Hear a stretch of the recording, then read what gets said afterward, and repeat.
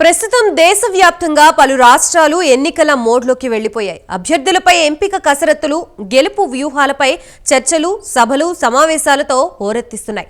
అయితే ఇప్పటికే అనౌన్స్ అవ్వాల్సిన షెడ్యూల్ పోస్ట్ పోన్ అవుతూ వస్తోంది. సరిగ్గా ఇదే సమయంలో కేంద్ర ఎన్నికల కమిషన్ రాజీనామా మరింత కాకపుట్టిస్తోంది. అసలు ఎన్నికల షెడ్యూల్ ఆలస్యానికి కారణమేంటి? ఎన్నికలకి ముందు సరిగ్గా ఈసీ తప్పుకోవడం వెనుక కారణమేంటి? మొత్తంగా ఎన్నికల షెడ్యూల్ ఎప్పుడు వెలువడనుంది? ఇవన్నీ తెలుసుకోవాలంటే లెట్స్ వాచ్ ది స్టోరీ.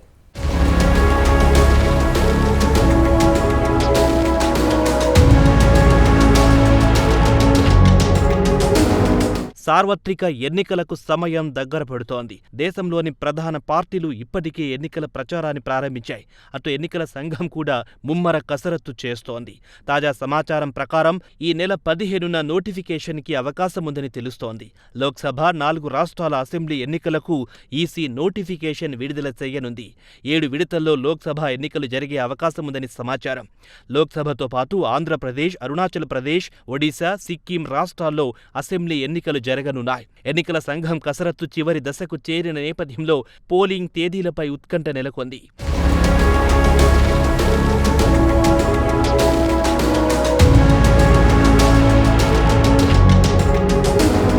ఎన్నికల షెడ్యూల్ విడుదలకు ఈసీ సన్నాహాలు చేస్తోంది. షెడ్యూల్ జారీతో దేశమంతటా ఎన్నికల కోడ్ అమల్లోకొస్తుంది. దీంతో ఎక్కడికక్కడ ప్రభుత్వ కార్యక్రమాలు, కొత్త ప్రాజెక్టు నిలిచిపోనున్నాయి. అందుకే అన్ని పార్టీలు, ప్రభుత్వాలు ఇప్పటికే త్వరగా అభివృద్ధి కార్యక్రమాలకు శంకుస్థాపనలు చేస్తూ బిజీగా ఉంటున్నారు.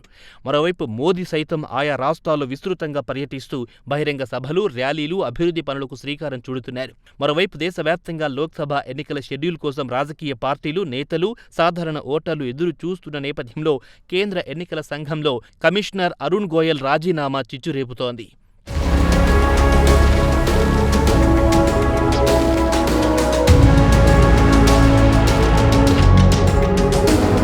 మరో 2-3 రోజుల్లో లోక్సభ ఎన్నికల షెడ్యూల్ విడుదల కానుందని అంతా ఎదురు చూస్తుండగా అరుణ్ గోయల్ చివరి నిమిషంలో చేసిన రాజీనామాతో ఇప్పుడు ఎన్నికల నిర్వహణ, కీలక నిర్ణయాలపై ప్రభావం పడుతోంది. ఈ నేపథ్యంలో కొత్త కమిషనర్ల ఎంపిక కోసం ఈ నెల 15న సెలెక్ట్ కమిటీ భేటీ అవుతోంది. కేంద్ర ఎన్నికల సంఘంలో సిఈసి రాజీవ్ కుమార్తో పాటు అరుణ్ గోయల్ మాత్రమే మిగిలిన తరుణంలో కీలకమైన సార్వత్రిక ఎన్నికల నిర్వహణను వీరిద్దరే పర్యవేక్షిస్తారని అంతా భావించారు. కానీ గోయల్ అనూహ్యంగా తప్పుకున్నారు. ఆయన రాజీనామాకు వ్యక్తిగత కారణాలు చూపుతున్నా రాజీవ్ కుమార్తో విభేదాల వల్లే ఆయన తప్పుకున్నట్టు ప్రచారం జరుగుతోంది.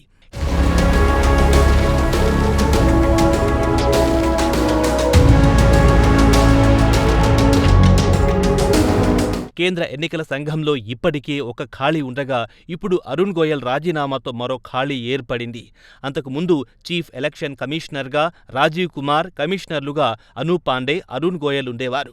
అనూప్ పాండే పదవి కాలం ఫిబ్రవరి 15న పూర్తవడంతో ఆయన వెళ్లిపోయారు. ఆ స్థానం భర్తీ కాకుండా ఖాళీగా ఉండిపోయింది. ఇప్పుడు అరుణ్ గోయల్ కూడా రాజీనామా చేశారు. ఇక మిగిలింది chief election commissioner Rajiv Kumar మాత్రమే. 3 సభ్యులు ఉండాల్సిన కేంద్ర ఎన్నికల సంఘంలో ఇప్పుడు రాజీవ్ మాత్రమే మిగిలారు. దీంతో ఆయనొక్కరే లోక్సభ ఎన్నికల నిర్వహణ బాధ్యతలు ఎలా చూసుకుంటారన్నది ప్రశ్నార్థకంగా మారింది. మరోవైపు ఈ అనూహ్య పరిణామాలపై ప్రతిపక్షాలు సైతం తీవ్ర ఆందోళన వ్యక్తం చేస్తున్నాయి. ఆయన రాజీనామా వెనుక కేంద్రం హస్తం ఉంటుందని, బీజేపీ ప్రభుత్వం ఒత్తిడితోనే ఆయన రిజైన్ చేసుంటారని ఆరోపిస్తున్నాయి. దీంతో తమకు అనుకూలమైన వారిని ఈ పదవిలో తీసుకురావచ్చని అనుమానం వ్యక్తం చేస్తున్నాయి.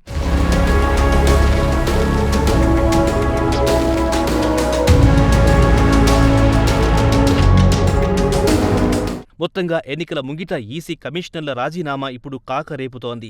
ఇదే తరుణంలో ప్రధాని మోదీ, ఓ కేంద్ర మంత్రి, విపక్ష నేతలతో కూడిన సెలెక్టు కమిటీ ఈ నెల 15న భేటీ కావాలని నిర్ణయించింది. కొత్త కమిషనర్ల నియామక ప్రక్రియలో న్యాయమంత్రి నేతృత్వంలోని సెలెక్ట్ కమిటీ 2 కేంద్ర కార్యదర్శులు సహా 5 పేర్లను షార్ట్ లిస్ట్ చేస్తారు. తర్వాత ప్రధాని నేతృత్వంలో ఎంపిక కమిటీ తుది అభ్యర్థులను ఎంపిక చేస్తారు. వారి నియామకాల్ని రాష్ట్రపతి ఆమోదించి గెజిట్ ద్వారా విడుదల చేస్తారు. అయితే ఈ ప్రక్రియ మార్చి 15న ప్రారంభం కానుండడంతో ఎంత హడావిడి చేసినా కనీసం 16వ తేదీ వరకు కొనసాగనున్నట్లుగా తెలుస్తోంది. ఆ తర్వాత కొత్త కమిషనర్లలో సిఈసి రాజీవ్ కుమార్తో భేటీ అయ్యి లోక్సభ, అసెంబ్లీ ఎన్నికల షెడ్యూల్పై చర్చిస్తారు. అంతే, కనీసం 17వ తేదీ లేదా ఆ తర్వాతే సార్వత్రిక ఎన్నికల షెడ్యూల్ విడుదలయ్యే అవకాశాలున్నాయని పలువురు నిపుణులు అంచనా వేస్తున్నారు.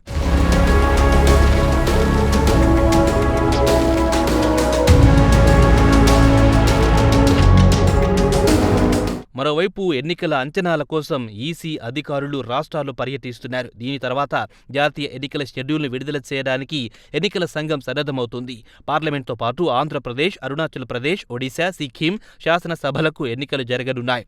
మొత్తం ఈసీ ఎన్నికల షెడ్యూల్ కోసం రాజకీయ పార్టీలే కాదు, ప్రజలు కూడా ఆతృతగా ఎదురు చూస్తున్నారు. చూడాలి మరి ఈ మోక్షం ఎప్పుడు కల్పిస్తుందో.